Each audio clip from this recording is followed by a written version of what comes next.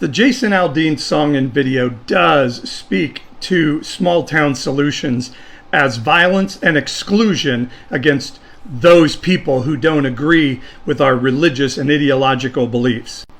And as a former leader of an evangelical church, I'm so concerned about how much small town solutions have become mainlined in American Christian religion.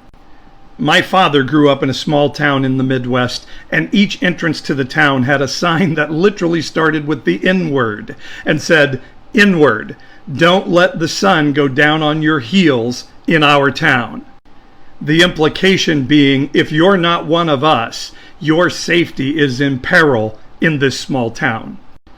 And in the video, not us is portrayed as anyone robbing a liquor store, punching a police officer, protesting on behalf of marginalized people, or exercising their free speech in a way not liked by small town right-wing people. And it's odd that these small town solutions are so popular with Christians when they claim to follow a teacher that was decidedly nonviolent.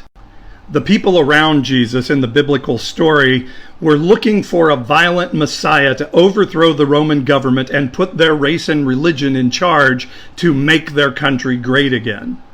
And when the disciple Judas felt Jesus wasn't aggressive enough in making this happen, he betrayed Jesus to the Romans to try to force Jesus into violence or small town solutions.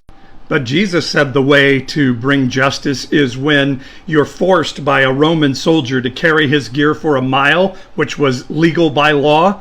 Jesus said really powerful people will go 2 miles. Jesus never once said his followers should demand their rights or threaten people who believed differently than they believed. And in fact demonstrated in his life that dying for your enemies was loving your neighbors as yourself. American Christianity has become so steeped in right-wing American culture that violence is seen as a legitimate part of discussion and disagreement.